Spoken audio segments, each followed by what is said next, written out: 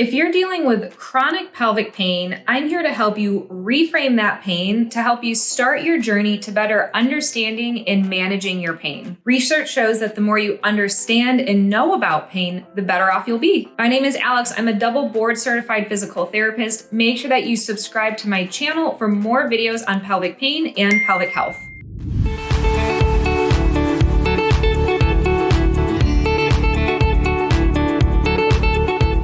So first, what is pain? So we're getting into the actual definition of pain from the International Association for the Study of Pain, or IASP. Pain is defined as an unpleasant sensory and emotional experience associated with or resembling that associated with actual or potential tissue damage. This means that pain is a personal experience that's influenced by different factors, including psychological, biological or your body and tissues, and social factors or things going on around you. We know that pain is 100% produced in your brain, and it's produced when your brain believes that you're under threat and it needs protection. No, this does not mean that your pain is any less real or that it's all in your head. This just simply means that your brain is responsible for receiving and generating those pain signals. Pain is a normal experience of life, right? If there's tissue damage, like an injury or a burn, for example, then yes, of course you'll have pain. But generally, as the tissues heal, that pain will resolve.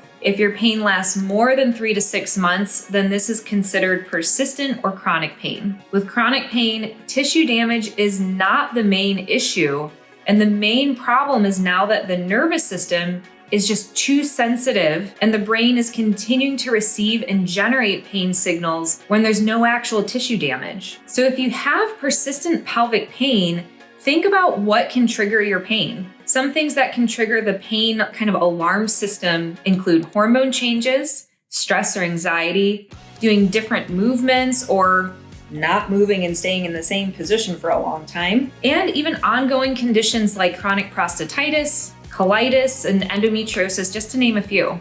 Now, there are a ton of nerves in the body, and they're always just kind of on.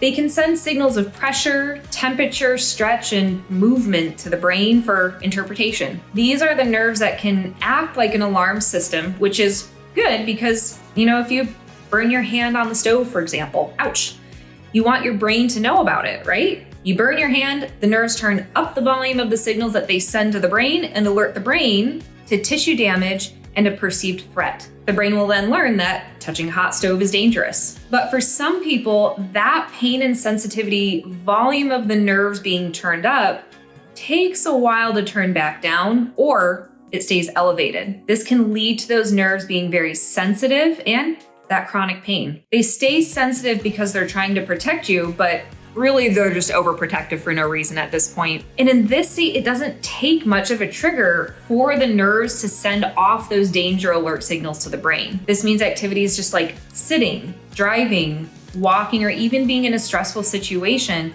is enough to trigger the brain of danger and pain, even when there's no danger or tissue damage. Some signs that the nervous alarm system is too sensitive in your pelvic area are that you have increased sensitivity to pressure or other sensations around the pelvis, abdomen, and genitals.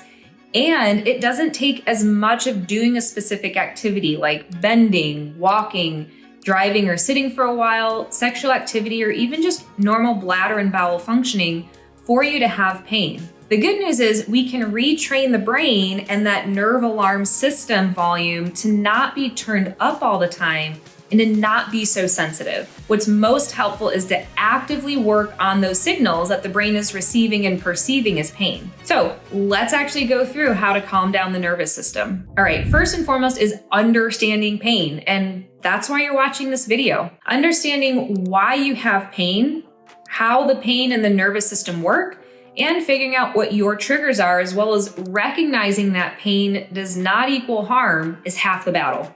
I have a link in the description below for some additional resources and workbooks on pelvic pain that can be really helpful. Next is working with a physical therapist, specifically a pelvic health PT, if you have pelvic pain. They perform a very thorough physical assessment to rule out any other conditions or musculoskeletal considerations that might be contributing to your pelvic pain, and also help you start to gradually move more and with less pain, or at the very least, move more and do more without an increase in the pain. Interventions can include pelvic floor muscle retraining, specific exercises like strengthening and mobility, hands-on manual therapy techniques, and education, including behavioral or lifestyle changes to help with decreasing the sensitivity of that nervous alarm system. To learn more about what to expect in pelvic health PT, keep watching until the end of this video. I have a link to the video where I talk all about this specialized type of PT. Next up is exercise, which can help with decreasing pain,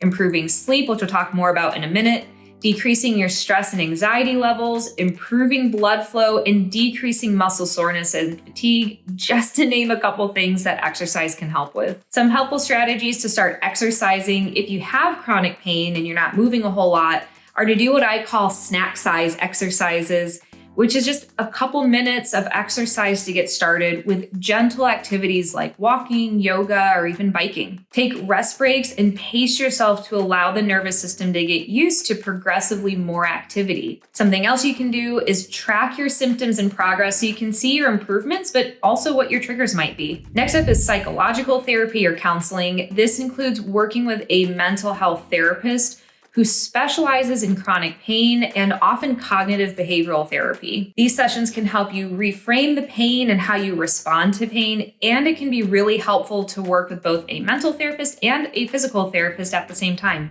Next up is working towards better sleep habits. A lack of sleep and lack of good restorative sleep can actually contribute to that persistent pain and increased sensitivity. Some easy things to implement are going to bed and waking up at the same time every day if your schedule allows it. I know there's some crazy schedules out there. Turning off your screens before bedtime, so no phone, no TV, having a dark and cool room, and doing a brain dump where you journal or write down ideas or things that are just running and racing through your head before you go to sleep. And of course, there are medical interventions, including medications and injections that can help with modulating those signals that the nerves are getting and sending to the brain. But ideally, if you're using medications to help with your pelvic pain, you're also using these active strategies that I've talked about in this video and working with a physical therapist. So to recap, pain does not necessarily equal tissue damage or harm, especially in the case of persistent pain. This pain is not in your head and it's not made up, but that alarm system is just really sensitive and the brain is what's producing the pain signal. Talk to your medical provider and start taking these steps towards retraining your nervous system and the brain so that they don't have to be turned up so much with normal activities so you can get back to doing the things that you love. Check out the description below and the link to my storefront with even more resources and workbooks for pelvic pain, and come back next week for a guided pelvic floor and body relaxation video